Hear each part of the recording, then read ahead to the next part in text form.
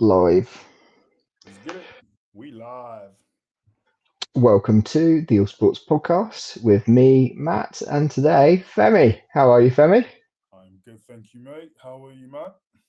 All good. You requested it last week that we listed you in preferential order. To make that happen, we had to get rid of the other two.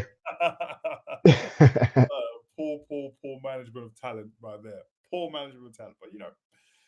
But I'm glad you understood, where your bread is being buttered. So, pleasure to be here, mate. Good stuff. Loads to get into from the weekend. We will start off in Paris at Roland Garros. And what a men's final. Mm. Like, oh, it was amazing, man. It was so good. Like, I watched the whole game as well. Like, I sat down and watched. That's a big time commitment. What was it, 5.5 hours total? Yeah, 5.5 hours. I mean, obviously a couple of breaks here and there, but I think at the start, I probably missed the first few minutes because I was there, but I wasn't really there.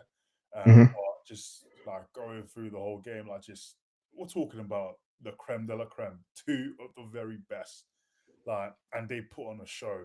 Like Carlito was special, man. He was brilliant, and I think that's probably the best I've seen Sinner play. In all honesty, like that's the best I've seen him play. From start to finish. Where he made his dominance felt. The times during that game when Alcaraz had no answer for him. Like, but it just the momentum kept swinging both ways. It was like a boxing. It was like a boxing fight. Literally, both fighters just going back and forth, back and forth, back and forth, and they were hitting some extraordinary short shots as well. Like, I really enjoyed the back and forth, but it's the respect I love about tennis that was on real show throughout the whole game. A lot of fair, a lot of fair play from both sides. I think Yeah. there's a part where Alcaraz hit the ball and then it went out of play, and then Sinner, basically said, "Nah, it was actually in," and then the ref called it. Similar on Alcaraz's side as well. So, like, Yeah, I saw that. Yeah, prop, I saw it, and it was Alcaraz was it was two sets all. Alcaraz had broken, and it was like 15. He was 30-15 down on Sinner's serve, so a huge opportunity. And the umpire didn't call it. The line judge didn't call it, and Alcaraz said, "No, that was good. It wasn't out. Yeah, it's really good sportsmanship." proper. Something interesting I found is obviously the number one and two seeds in both the women's and the men's finals, which is quite interesting that the talent prevailed at either side of the draw. No upset. Um, no upset, and it felt like a changing of the guard that Djokovic has done, and it felt like Djokovic has realised these guys are Yeah, another level now. yeah. I think the Djokovic of 10 years ago would have definitely got through the Sinner match, or at least taken it to five. I mean, what was it? Three sets. Sinner, beat him in Yeah, three, he hadn't dropped a set. He hadn't dropped a set until the final. and he kept that run going as well because he won two sets over Alcaraz. And when Alcaraz won the first one, I love a celebration as well. Oh my goodness, he just does this like to the fans, like, and it's crazy as well because it's like he's literally about to lose the game. He had three, he was down to Mm, match point, to Sinner three match points, and then three when match points. he won that game and he won the set, it was that celebration, that calm coolness, and that aura that he's got.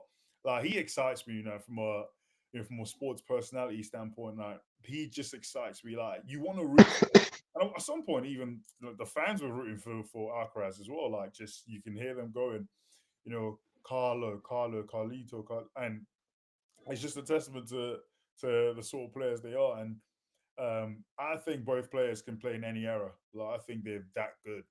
That's probably the third best final I've ever watched ever in tennis. I think first place goes to Federer, Nadal, '09, Wimbledon, and then Oh second, wait, yeah, sorry, '08, and then second place has to go to I think it was the Australian Open with Djokovic and Nadal. You know, yeah, probably that was the longest final ever recorded. yeah. It was. Yeah. So, but third place has to go to them two, and what's crazy about it? That's the first final. Literally, that is the first final they've ever played Yeah, against each other. the first of many, we Oh, can confidently say. oh, mate. It was so good. Like it felt so good to be a tennis fan, man. Like not many finals make me think, wow, the sport is in good hands. But that Yeah. genuinely, made me smile, made me so happy. Made me you understand that tennis, has a long way to go. You know what I'm saying? I, there was something interesting though. It wasn't. Sometimes I watch it and it's who makes the least unforced errors. And I was playing squash last Friday night, and you can't go for a quick. You can't take a quick and easy point Hmm. like Alcaraz was doing with his drop shots. 7 successful drop shots, ridiculous Yeah, against Sinner, crazy. But you can't do that. You've got to earn the right to win a point sometimes and build that point structure. And it's exactly the same in tennis. You can't just go for the big winner without building um, without creating the space on the court to do so. And that's what Alcaraz was doing really well when he was kicking that slow, loopy serve out wide to set himself up for having the space in the rest of the court. It was impressive to watch. But yeah, what I was going to say is the amount of unforced errors. They went down from 35 combined in the first set to just 26 combined unforced errors in the fourth set, which is insane. It's like such a small amount of errors by both players because they were hitting winners. To win a point, you had to hit a winner, and yeah. that was what was really impressive about this final. Yeah, both from both men. Literally winners, winners. Like I was rooting for Alcaraz, but there were certain shots in the play that I marveled at them. I was like, oh yeah, you He can't hit is so. so I know we said about obviously the drug stuff, yeah. but his technical proficiency is impressive. It is. Alcaraz has got a bit more of that grunt that Nadal had, Yeah, but the technical proficiency that Sinner has got at 23 years old is a real mix of Federer and Djokovic. He's yeah, not yeah, he's not Federer because Federer's was just beautiful. yeah, yeah. Whereas Sinner's just playing perfect tennis shots. Yeah. I don't think we'll ever see a player as silky as Federer, man. He was fake on the court. He was so fake. Some of the trick shots, like, and he made it look so easy as well. It was just something that was so cool, man. But yeah, I think these two are going to dominate tennis for years. Like they have a lot. They will be winning a lot of trophies. Like There's and also a lot of daylight between them and the rest. and the rest. Yeah. It's not like the big four of Andy Murray's Why'd you day. say? I was Um, surprised you said four. we joke about it, and Andy Murray himself, I imagine, probably jokes about it too, and he Probably knows he's does. not. Yeah, and we know he'd have probably won 10 plus Grand Slams if it wasn't for who he was up against, the three greatest of all time, which is it's just difficult.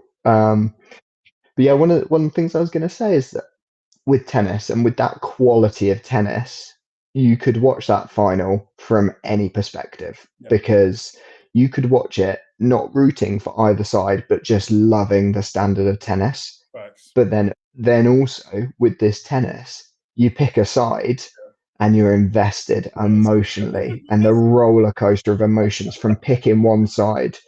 Um, you're like hate watching the other player and you are It's so good. emotionally invested in your guy. And I felt that. Oh, the blood pressure Mate, was screaming yesterday. don't remind me of Wimbledon with Federer and Djokovic when Federer had 2 match points. Oh, Honestly, like that's probably one of the lowest I felt as a sports fan. Just like my goat, his last chance at a trophy. yeah. Wimbledon, which is his court, and then Mm. he goes on there with match point, and he just oh, and he just doesn't get the job done. That hurt. I remember being on the train and literally just refreshing, hoping to see the BBC breaking news Federer's won, and then they say they're going out again. I'm like, oh my But goodness. that's the interesting thing is you say that you didn't get the job done is more often than not. in elite men's tennis, one player is winning it rather than the other players losing it. Facts. Um, the quality is definitely there, like we had in this game, where they're hitting winners, not unforced errors. Yeah. And that was a case of Djokovic just doesn't make mistakes, and he does more so now. Hmm. Um, obviously, he turned the corner a little bit after he had Murray as his coach. He then won a tournament and then got through to the semis in this. And he'll do better in the hard court season. Clay's not his forte. Yeah. But we also know Alcaraz has won at Wimbledon too. Yannick Sinner is the reigning champion at Wimbledon, but this weekend's tennis really sets us up for the rest of the summer for Wimbledon next month and the US Open in September. It's an exciting rest of the season in tennis. This has just set up the whole year. The whole world's watching tennis now. Facts. Oh, for sure, for sure. Even from the women's game as well, like Sabalenka and Coco Gauff. like it. Yeah. What a game that was as well. I mean, Sabalenka not the greatest loser there. Talking about how she felt she lost it more than Coco won it. And Yeah, and I know I'd agree with that actually. And that's why I didn't mention that with the women's game, but because sometimes in the women's game there is a high volume of unforced errors, and it is who makes the least unforced errors. Has been a little bit of the tail of the tape for the women's tennis game in the last couple of years. Coco Gauff, like I was pushing for her to do well until she came out and she said the sun will still rise whether I win or lose. I thought, hi, how high and mighty do you think you are? Like oh man, people's worlds aren't ending if you win or lose a tennis match. that's And she was basically saying like that she had to say that to people. Your world's not going to end if I don't win this tennis match. But she did win it. Credit to her. She's a quality player, but she's very outspoken. oh mate, and I love players like that. They're my favorite. Nick. Curious. Kyrgios. Oh, tennis. We miss him. A Yeah, personality like desperately. that he was Yeah. brilliant. Now Wimbledon, we loved them, the British media, for a group because we're miserable people, for being honest. Like We love a villain. We now, love a villain in tennis, but especially. but with tennis, for whatever reason, we loved him. Like we just loved him. Curious he was an enigma. Like players like that just get you up for it, and he knew how to wind up the top players as Yeah. well. Like he could wind them up, with the Nadals, with the Federers. He knew how to wind them up. So players like that, man, it's just always fun. What's his name? The Russian guy, Daniil Medvedev. Medvedev. He's similar in that sense. I think I remember the U.S. Open where Zverev. No, Zverev is, yeah. yeah, exactly. I remember the US Open after the match where he won, and then he kept saying to the fans, "Yes, I love this. Keep booing, keep booing. I love this. Yes." So players like that, I just love them, man. Like tennis, I think the thing about tennis as well is sometimes you forget how much of a mental sport it is. Like it's Mm, literally it's me versus my opponent. It's not a team game as much as we try. The players. It's, a lot of the time they look across the court. To their families or to their team. You're trying to get some inspiration. It is very much an individual sport because you're going there. For war, you need to beat your opponent not just physically but mentally as well. Let them know who's boss and just go out there and dominate. And that was one thing Djokovic was quite good at. So, like, just watching the final yesterday, like for a second there, you think Sinner, almost lost his composure, after the match points, but he comes back again. He's still going, and for that, he earned my respect massively because very easily he could have crumbled. As yeah. Federer, great as he is, I've seen Federer crumble. Hmm. Sinner just kept going. He just kept going. He just kept going. Mentality monster that sort of player is, and for me, he's going to be scary, man. He will be scary to beat. Like I just feel like him and Alcaraz is just going to dominate tennis for years to come. Yeah, I didn't know post Nadal and Federer, Djokovic was obviously dominating the game on his own. Yeah, I didn't know who was going to be the next ones. You had Zverev, you had Wawrinka, although Wawrinka like never really broke through. after winning a Grand Slam. He never really broke through to reach his full potential. Maybe he did reach his full potential, but he just came at the back end of Federer and Nadal, and Nadal was still winning right until Yeah. his penultimate season. So yeah, it's you never know who's going to come along. Like we've now got Jack Draper, Oh yeah. He's world number 4. Is he the fourth? Is he the fourth in the new big four, or can he be better? Can he be better than that? I'm excited for Wimbledon for him. yeah. He's similar age to these guys. He's got a lot of potential. I think his ceiling's really high. These guys have obviously achieved the Grand Slam wins already, so they've got their foot in the door already. One more than Andy Murray, which is crazy at 22, 23 years old. Both of them. You have That's to insane. respect that. Well, it's insane. Like, yeah, you talk about the big four. Really, it was only a big three because they've already now surpassed what Andy Murray did in terms of Grand Slams, which yeah. is mental. But yeah, future tennis looks incredibly bright. Yeah. Listen, I'm definitely gonna try and get to a Wimbledon game. I'm gonna try and get there, man. Like, if it's not this year, next year for sure. After work or something, just go there, queue up, and go to a game. Like, Yeah. yeah, it's vital. I do. Like, but it's gonna be exciting, man. I'm so pumped for it. A little anticlimactic was what's happening on the other side of the Atlantic. OKC versus Indiana the Pacers. Indiana Pacers in the NBA Finals. We called, did we both call 4-1 to OKC? Yeah, we called 4-1. We're still on track for that. Indiana Pacers, since we last recorded, Indiana Pacers took the first game by 1 point with Halliburton getting the overtime, or not overtime, getting the last second, draining the last second 2-pointer. Um, Overrated, he is not. Correctly rated, yes, he is. But then game two kind of hinted to what's to come in the rest of the series.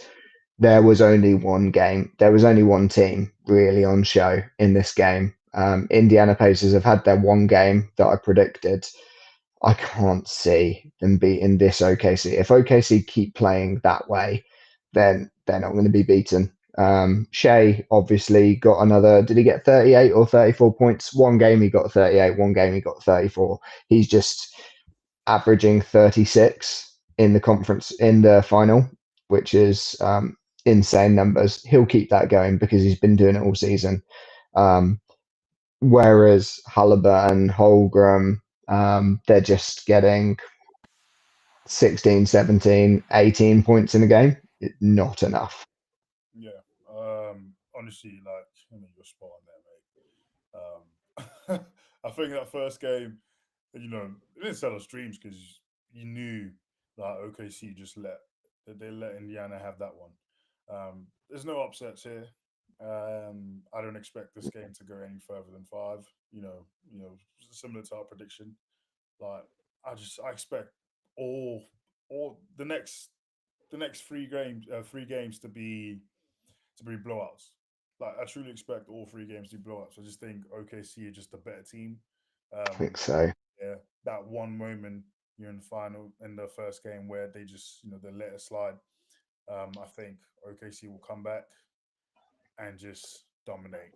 Honestly, like, it wouldn't even be close. It'll be the No, final we actually expected it to be. Obviously, the it's sort of that like you said, anti climax. Like, hey, listen, fun's over now. You know, you've had your fun. It's done. Like, the big boys are here now. The serious game starts now. So go home. It was fun while it lasted. Everyone had their the the excitement, celebrations, all of that. But this is wrapped up, man. Wrap it up. It's I done. think Halliburton top scoring with 17 points is Bars. He got that's what, concern. 14 This in the first game as well, and they won. 14 points in the first game, I think the top Yeah. scorer was Siakam, and I don't think he got over 25. I think he must have got like 18 or so. Yeah, first game he got 19. Like no one's hit 20 points for the Pacers in the two games. Nah, nah, man. Like, just it's not. I'm not looking for. Like, I'm not looking for. I didn't even. I watched a bit of it, and I just thought, what am I doing here, man? It's the challenge with it is we've spoken about it before. They're two teams that haven't got the biggest followings in the NBA, Hmm. and it's not like the East Coast is back in the Pacers and the West Coast back in OKC. They've just tuned out. Yeah. This is this is one of the lowest. This is one of the lowest TV ratings NBA finals that we've had in the last decade. Yeah, and That's it's gonna continue. it's it's a shame. It's a shame for Shea Gilgeous Alexander's OKC because they've been so dominant this year and they deserve the eyeballs. But yeah, they need it maybe next season. Like if they go to try and repeat like Celtics were doing this year, and that boosted the viewership significantly this year for Boston Celtics. So maybe they need that. Like you've got to build up some sort of momentum season on season. So we'll see. But yes, this is really anticlimactic NBA finals compared to how explosive the first round of the playoffs was and how physical it was. This has been very mild. Yeah, yeah. I mean, listen, OKC fans will definitely not be complaining. Um, you know, for them, Yeah. they don't care. You know, whether it's exciting or not. You know, they've got a trophy. I mean, not yet anyway, but they're gonna get a trophy, and you know, to them, that's all that matters really. If we're talking the OKC days of Kevin Durant, you know, Hmm. Westbrook, James Harden, at least you know you have stars. You know, you have some top ballers. I think the biggest name in the series is pretty much SGA, and he's not Yeah. that much of a big name. You know, No, nor is Halliburton. No, both yes, sides. both, Halliburton's created his own hype, and his yeah, dad has created his own hype. for sure. But But I mean, only in the playoffs onwards. yeah, if we had you know the Timberwolves and Knicks, like oh my goodness, that would have been incredible. You know, Yeah, and Edwards versus Jalen Brunson is very different to yeah, SGA versus Halliburton. and even you know the element of that the trade, you know, with Randall and on the other side and Carl Anthony Towns on the other side as well. So you would have always had you know storylines, you know, to go off of in that series. But listen, the two teams here now are Indiana Pacers and the OKC. I don't know how you Mm, make it exciting. There's no rivalry there. There's no big names, no star power. It's no. just it's what we call pure hoops, like pure basketball. We talk about Canadian SGA, and this is where they actually suffer, is that he is Canadian. We talk about the NBA needing an All star. all-star American to be the new face of the NBA. It doesn't happen with a Canadian. It doesn't happen with a Slovenian, unfortunately. The 300 million Americans need an American. It's Mate, listen. proven in the past. If Cooper Flag, if Cooper Flag, if Yes. Cooper Come on. Flag, Now you're talking. Here we go. Come on, Mavericks. if he comes into the NBA and he dominates, oh my goodness. Like we are talking, we're talking ratings on another level. Yeah, well Ratings on another. let me just give you the stat. It's the lowest ratings. It's the lowest rating since 1988. The first game of the finals. Since oh my goodness, I mean that's since what record start been taken. Yeah. Wow, yeah, it's rough. It's rough. But listen, I mean they're It's a talking. 20% decline year on year. Wow. And last year we were talking about the ratings going down. Still, The ratings were down for the season, but the finals were all right. yeah. The finals was Celtics and Dallas. Was it? pretty sure it was also down year on year last year. So if it's worse this year, then it's not getting any better. I mean, listen, it's good from a competitive standpoint. You got pure basketball players. Like this is hoops. This is for the basketball purists. Like these are for people who love the game of basketball.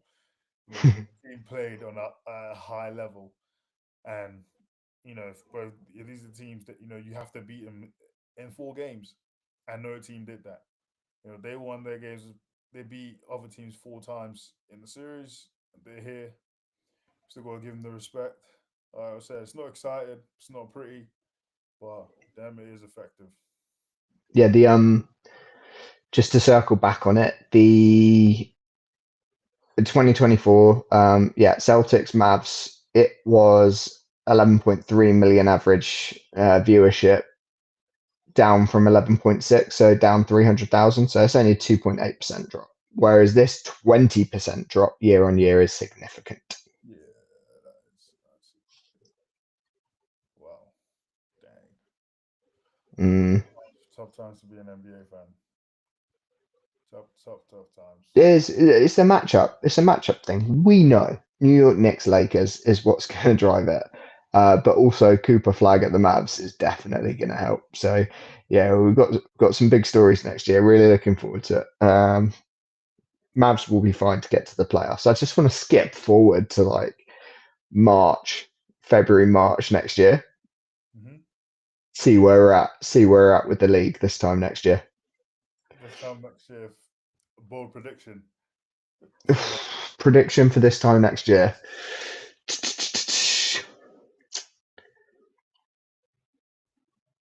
The finals this time next year. Goodness me.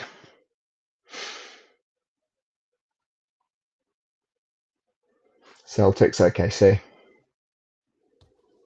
Ooh, that'd be good. But actually, OKC are heads OKC are heads and shoulders above every other team in the West. I think for the East next year, I don't think the Celtics make the finals. Largely because Jason Tatum still recovering from his injury. He's still going to be out for quite some time. I think he's going to miss a large portion of. It'll be back at Christmas, November, December time. That's okay. Jalen Brown needs to deliver, and then Tatum comes back at the right time. He's still going to need to, recover a bit. Like he's not going to Heck be of a at story that'll be next year if he does. uh, if if if if ifs and buts. I just don't see it. Well, yeah, we're future predicting next year. It's all ifs. Unfair. But for the East, I've got to go with it's a bold claim, but I've actually got to go with the Knicks. Yeah, I thought you'd say Cavs or Knicks. Nah, Cavs, they're not. They just don't. They ain't got it. Like you losing the first round after being the first seed. Yeah, they need an all-star. They need an all-star. They need someone that's a match winner. They've got a team. They Yeah. don't have a match winner. Barring a trade, KD getting traded to any of the top teams in the East, I fully expect the Knicks to be in the final next year. I think they can. Interesting. Um, The league needs that. We know the league needs that. yeah, The league needs the Knicks or the Lakers to be in at least the conference finals. yeah. I just thought OKC would get a lot better. The Lakers, I think they're getting old. LeBron's not going to be it's going to be year 23. I just don't see how he continues to perform at a high level. I mean, he's been good for the last couple of years, so obviously you can never count him out. But like, he can't continue this form, man. He just He's been one of the better players in the league for the last 3 or 4 years. He hasn't been one of the best players in the leagues for the last 2 years. yeah, that's fair. That's a fair call out, I'd say. But yeah, I fully expect. But still, bums on seats, merchandising. So as long as you can hold on to that golden goose. And you got Luca as well. He will perform. You know what I mean? So and I Mavs. don't write them off. I don't write them off in the playoffs next year. They'll make the playoffs. I don't write them off in the playoffs next year with Luca because he can score 50, 60 points. If you've got someone in your team that can score 50 or 60 points in a game, Always do. then you can go very far. Yeah, facts.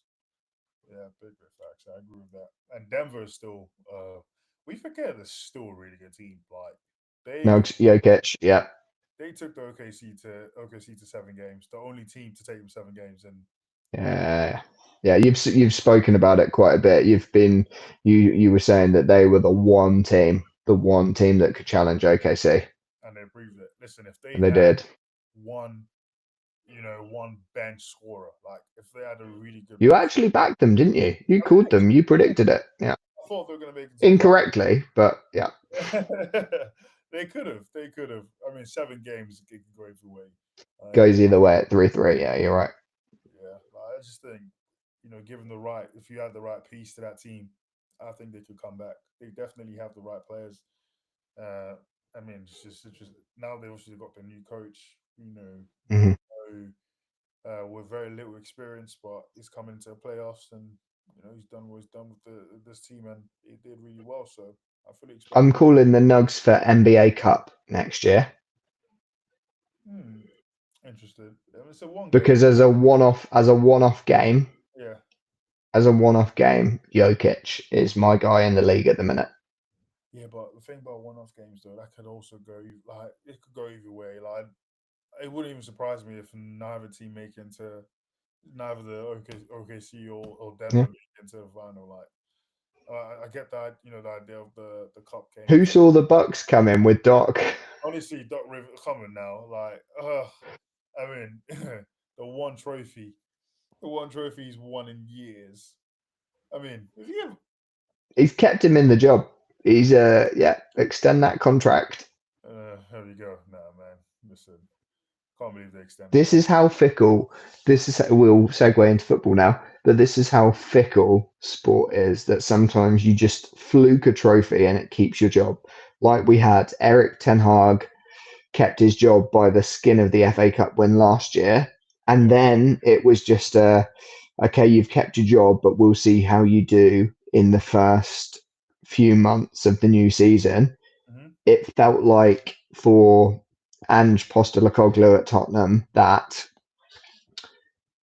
yeah, you've won UEFA. However, see how you do for the first couple of months. And if the form's bad, that he was going to go.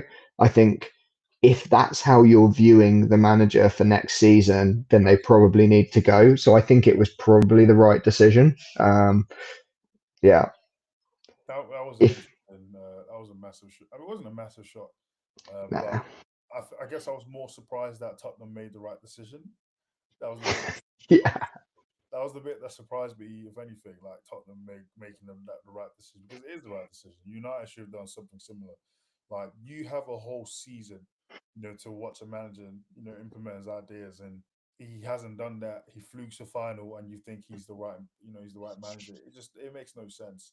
Like people also forget that United, about the were lucky to even get through the semi-final to Coventry because they literally could have lost in the last minute. Coventry scored the goal, but was offside. So it's like, how do you go from that to winning the trophy and thinking United are back and that's the manager you would like to back?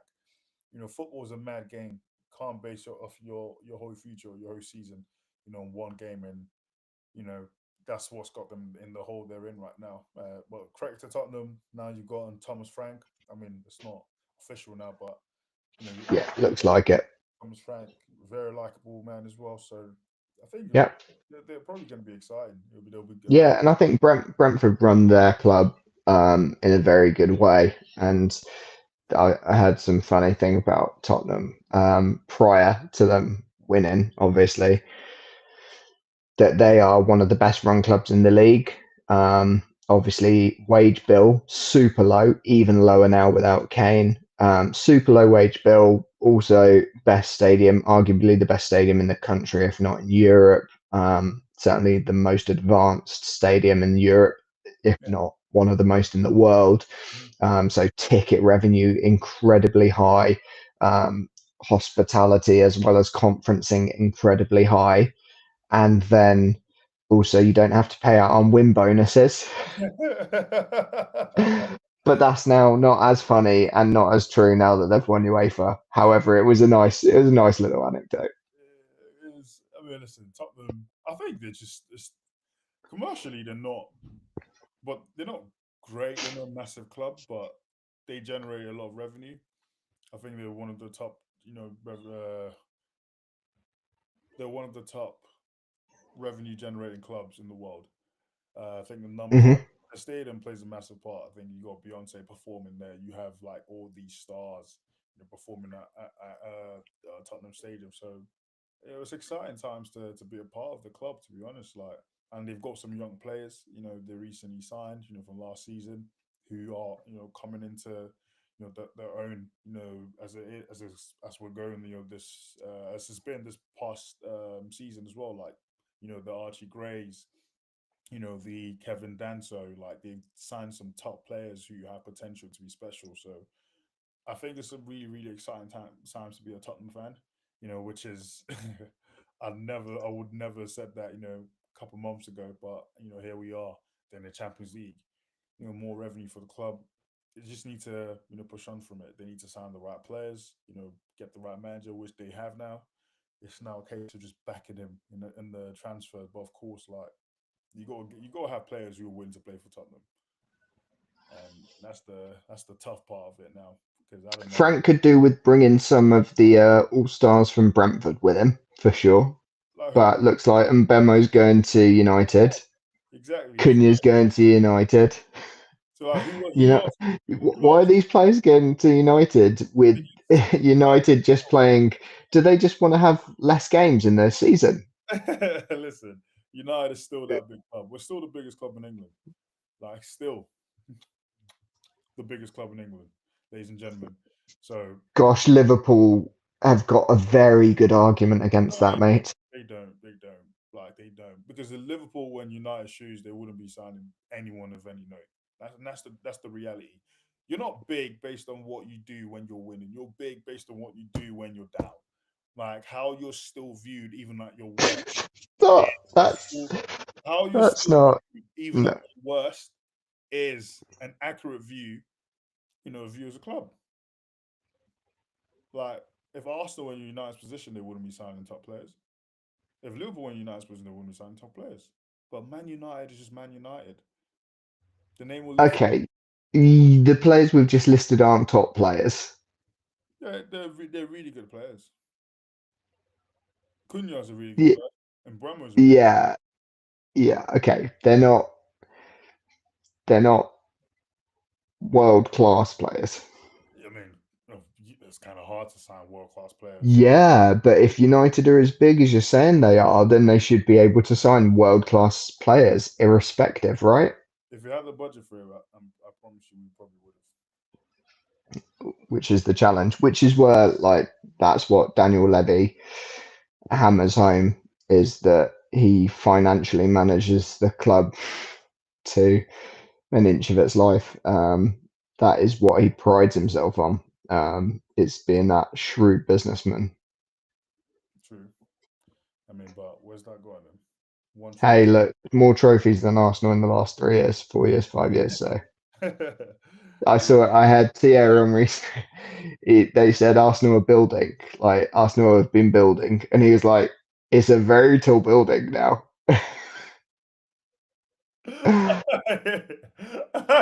How tall? How tall does this building need to be before you start winning trophies? Goodness me. Oh my goodness! I mean, I know he hates Arteta's guts, man. He genuinely does not like him. He is not a fan of Arteta. Like I can just tell. Whenever he talks about him, you can just see the disgust in his face. Yeah, when he talks about Arsenal. But I think you have the right manager, man. Arteta is building something at Arsenal. I think you just got to back him. It will come. Yeah, But it takes time. yeah, I agree. I agree. It will by fluke or skill. It will come if you stay there long enough. Then it Exactly. will come by fluke or skill. Um, so football this weekend, we had the Nations League.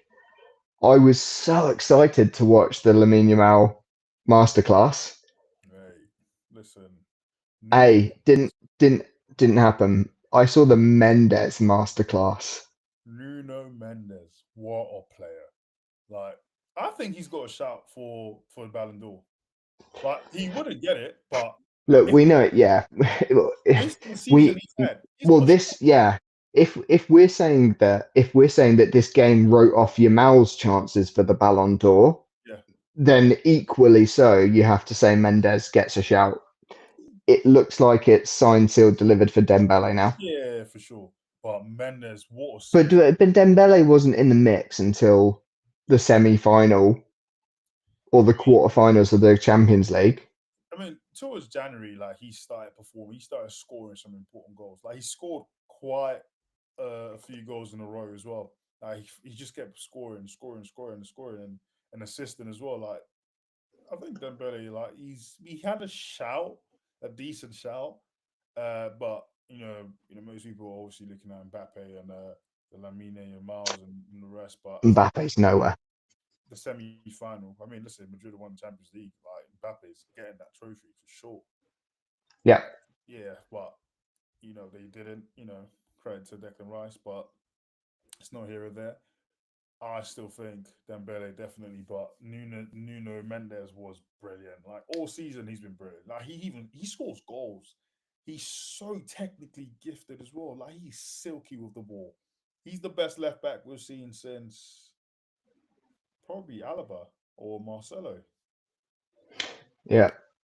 Like he's just that good. Like and he's an exciting player to watch as well.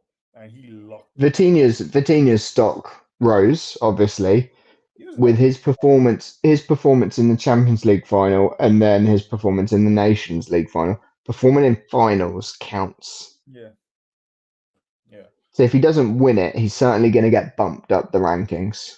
yeah. I think he makes what top 15. I don't know about I top. think top.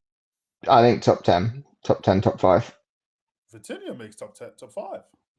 Yeah, I don't think he does. I don't think he's. I don't think he's ahead of a I don't Rafinha. think. I don't think. Yeah, I like Rafinha's a good shout for it. Yamal, Mbappe, Rafinha, Dembele, um, Salah, hello, hello. Salah. Yes, Salah. Absolutely. Goodness, I know as a United fan that through Really? gritted teeth you spit out the name Mo Salah. You go give it to it. Like Salah's definitely in there. If he had made it into the semi final of the Champions League, I actually think he would have won. He probably have a better shout. Winning the Ballon d'Or. If he had made it into the semi final, I think Salah could have had a shout winning the Ballon d'Or. Oh, hello. Sport Bible backing me up. His odds have dropped. Vitinha's odds have dropped from 50 to 1 to 12 to 1 for the Ballon d'Or. So, yeah, he'll certainly have jumped up the rankings. I told you it's about these finals, honestly. Still top Uh, 10. I don't know, man. Donnarumma as well. Not a bad shout. Yeah, no bad shout. Obviously, keeper of the year. Yeah, for sure. Yeah, for sure. He's been brilliant. Him in pens and him in the semi final against Arsenal was outrageous. Yeah, They just didn't look like scoring against Donnarumma. yeah, he's that good. Yeah, yeah. I think Vitinha. I don't know. Like even Neves has got a shout as well. Like No. but probably not on the same level He as one game. He had one game this season. Neves. Joe Mm. Neves. I think he was decent as well. Like he's a machine. Reminds me of Verratti. Um, but I don't know, man. Vitinha, like he's good. Like don't get me wrong, he's really good. But maybe I can't wrap around my head that he was at Wolves and he was just some random guy, and now we're giving him Ballon d'Or shouts. Like I don't know. Same with Matinho, was at Wolves, but incredible talent. There are a lot of Portuguese players at Wolves or from Wolves or have passed through Wolves. Incredible talent. Like, l- watch what happens next with Ait Nouri. So Ait Nouri's now gone from Wolves to Man City. Just signed today, Oh, 31 million. signing. I think that will be the signing of the season. I genuinely believe that will be the sign. I really wanted him in United. He not just go into the Man City squad rotation. Hey, no, he That's the will. danger. Do you know what's crazy is Pep said, we're jumping around with football a little bit, but it doesn't matter because this is apparently the off season for football, which is mental. But Pep said, "I want a smaller squad, or else I'm leaving." Yeah, and he signed like Like 4 players. 5 signings later, and no one leaving later. No, listen, Goodness me. Hey, he's but the signings are decent. a lot. I mean, Why Scott Carson's? I saw Scott Carson's left Man City. I mean, listen, if Scott Carson's leaving, they're definitely getting rid of some key players. I mean, Grealish is probably going to leave. Yeah, yeah, yeah. I don't know how he's going to fit Foden in that squad if you're getting the players that you're signing now. Like, I don't know how he's. I genuinely don't know how he's going to fit Foden, but that should be interesting to see. I know the press will be all over that. Mm, If it was United, that would be making a lot of it would be making news quite a bit. But obviously, City, United, not really in the same ballpark when it comes to commercial commercial clubs. But I still think that'd be interesting. Not having Foden start for City, there'll be a lot of talking points from that. there will. It was pre the Euros. Was it 2 years ago now that Foden's stock was at an all-time high, Mm-hmm. and then in the Euros he didn't quite deliver. Came back to City and Still, quiet start, and then has never gone on again. I don't know what it's going to take. What it's going to take for him to find his form again. I guess he just needs to be playing first team football, but yeah, I think he needs a break. hard with Pep. Hard with Pep to get your name on that team sheet. Yeah, like I think City have gone with murder as well. Like signing Jack Grealish for 100 mil and trying to get him offload him. Trying to offload him now that's crazy. 100 million great British pounds, the finest of the King Sterlings. 100 million of those, and you're just gonna what throw him to Everton like that? I can't believe it. That's crazy, man. This is what I'm talking about when I say United is the biggest club in England. Because if United had signed a player for 100 mil, we wouldn't stop talking about it. Pogba, a massive example, but I'm not even going to get into that. Well, we got a comment on the live chat. Man United typically have ruined every last superstar they've signed. So yeah, Man United is Man United. I would agree with that, Master M. Just Bruno Fernandes. What happens next with Bruno Fernandes? Watch this space. Is he staying? Oh, What's he's your absolutely staying. What? eh? Bruno's staying for You sure. sound more confident than he does in the press. Hey, Bruno's staying. Bruno is Why is he very. talking like this in the press? What did he say? He needs to stop talking. How frustrating that would be if an Arsenal player was talking like this. What Like Bruno? there's options on the table for me. What did he say? Bruno's always said if the club want him to stay, he would stay. Mm. That's a fact. We want him to stay. We're keeping him. What? Fam, 100 mil. Saudi literally put a bid of 100 mil for Bruno, and we said no. And you think we're just gonna sell him to some random club for what? For who? Who cares? Bruno stays. Bruno absolutely stays. And I there is a think he does, but it doesn't. Yeah, what's he saying? He's not said anything outrageous in my view. Bruno's absolutely staying, man. he Like said winning for Portugal is different. it is. Absolutely is. Like what? You've had such a poor season, at your football club. Of course you want to stay. Winning football matches is Yeah, different. exactly. He's Winning is referring to different. yeah. Like, nah, come on, man. Like, sometimes we forget these players are humans as well. Like, you want to leave toxic environments like that after losing the final. It's good to be away from the football club. And that's not even saying it from perspective of, just me as a United fan, but even just anyone. Like, you want to be away from a toxic environment like that where you've had such a poor season. You've had critics, you've had the club legend, slating your name in the press, Roy Keane talking about how what does he contribute? He needs to do more, and you are playing your heart out. The fans appreciating, but you're still losing. So it's like, come on, you want to be away from that when you're winning with your country. It's always a good way to take the pressure off things. It's difficult. He got his head turned a little bit with that Al Hilal bid. It was like 80 million came in for him. It's a decent bid. at 30 years old. A very decent bid, and he's obviously had a look. 700 grand a week. I mean, listen. Sometimes you got to remember, like, how are you going to replace him? Like, you are going to need to sign someone equally as good. Yeah, no, no, yeah, I know you say that, but with his contributions, you were still in the bottom five in the league and didn't win a trophy. So One player you can't. say replace him like he's winning you stuff. It's not like, yeah, Yeah, but you also got to factor in he's won us he's games. your most important player, yeah, but I don't think he's not delivering for you, or the club's not delivering with him. So I don't know. I don't think the club's delivering I'd for. cash in. I'd cash in. Well, Let's start a new era at United. no, well, that whatever new era was starting starts with Bruno Fernandez. But it starts with Do Bruno. you think so? Do you think it starts with a 30-year-old, or do you think it starts with someone mid-20s, Starts with Bruno English? Fernandez. Like, who are United Wait, historically? you said what? Mid 20s, the what? Mid-20s, English, through the academy. That's what United were. That's No, what United, no, stop that. Stop. Femi, that's what United were. Oh, and which English player, mate? Other than Rooney, and he wasn't from the academy. We were taken from Everton. Other than Rooney, who's that star English player? Beckham, Scholes, Well, Nicky Butt, Gary Neville, Phil Neville, Gary Neville and Phil Neville. Gary Pallister. Gary Neville and Phil Neville star players. Wow. Hey? The bar must be in hell.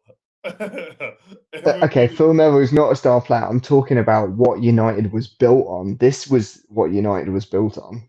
Mate, Cantona, Eric Cantona is definitely not English. Last I remember, Yeah, but Cristiano Ronaldo. he wasn't the backbone of United. He absolutely was the backbone of United at his peak. Eric Cantona was the backbone of United. He put United on his back. What are we talking about here, man? What? He was an enigma. An enigma. He was an Oh, enigma, yeah. what a player, man. What a player. I was young enough to have seen him play. Were you? I was born in 98. Barely then. Listen, videos were still being recorded during those times. So, Because look, he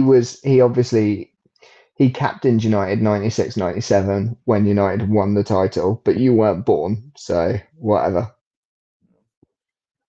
history. History. You just know the history. Love the history of the club. Yeah, yeah.